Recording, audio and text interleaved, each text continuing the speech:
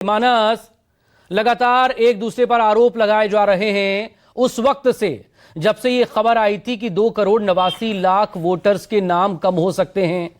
आखिरकार 6 जनवरी को ड्राफ्ट भी आ गया और उसमें भी वही आंकड़ा निकलकर सामने आया। अब ये जो कुछ भी हो रहा है उस पे अखिलेश यादव हमलावर हैं और आरोप लगा रहे हैं, ये सवाल भी उठाए जा रहे हैं कि ये जो कुछ भी हुआ है वो वोटर घटे हैं या फिर गड़बड़ी हुई है। गड़बड़ी हुई है तो जिम्मेदार कौन है, वोटर घटे हैं तो नाम जुड़ेंगे कैसे। पहला कमेंट मानस श्रीवास्तव आपका।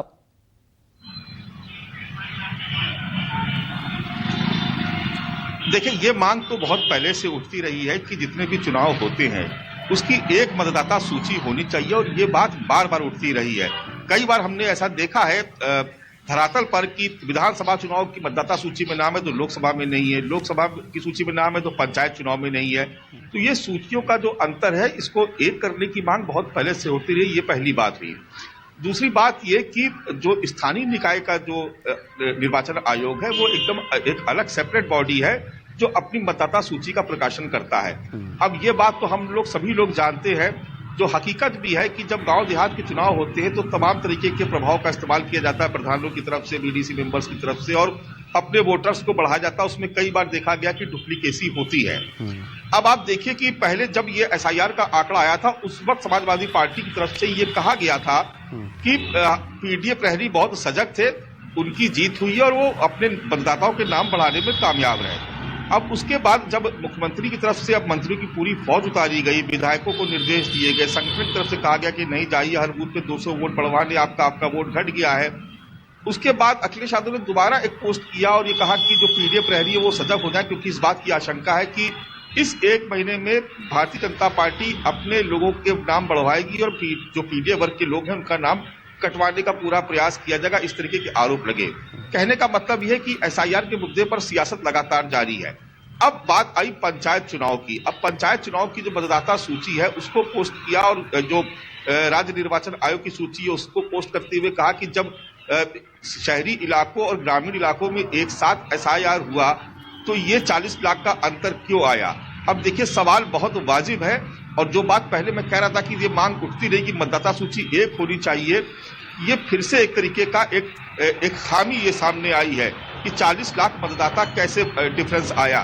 तो अब निर्वाचन जो स्थानीय निकाय का जो निर्वाचन है वो ये आयोग है वो ये कह रहा है कि हम एआई के माध्यम से पूरी सूची की जांच कर रहे हैं, बहुत जगह डुप्लीकेट वोटर हैं, उसको हम एआई के माध्यम से उसकी पहचान करेंगे और मार्च के अंतिम सप्ताह तक इसकी हम फाइनल सूची जारी करेंगे।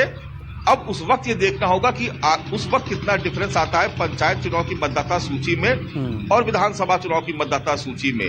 देखिए, ये एक तकनीकी खामी भी हो सकती है और ये इस बात की डिमांड उठती रही और ये हो भी जाना चाहिए ताकि किसी के मन में भ्रम ना रहे कि आखिर मतदाता उसकी सूची में डिफरेंस क्यों है। और एक बात हकीकत भी है ये कि अगर उत्तर प्रदेश में मान लीजिए किसी भी जिले में मान लीजिए अगर 20 लाख मतदाता है तो वो 20 ही लाख रहेंगे, वो अलग अलग सूची में घट बढ़ नहीं सकते।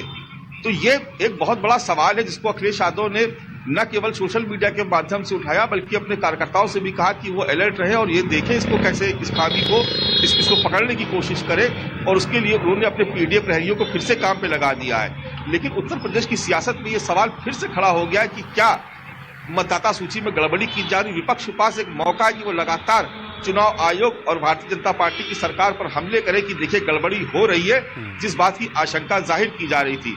हालांकि इसमें अभी थोड़ा वक्त है, अभी मार्च के लास्ट वीक में ये मतदाता सूची का प्रकाशन होगा, तब मालूम पड़ेगा कि कितना डिफरेंस है। लेकिन इतना जरूर है कि उत्तर प्रदेश की सियासत में मतदाता सूची को लेकर के, एसआईआर को लेकर के अखिलेश यादव और विपक्ष के तमाम नेताओं को एक मौका मिल गया कि वो फिर से कटघरे में खड़ा करें चुनाव आयोग को और भारतीय जनता पार्टी की सरकार को।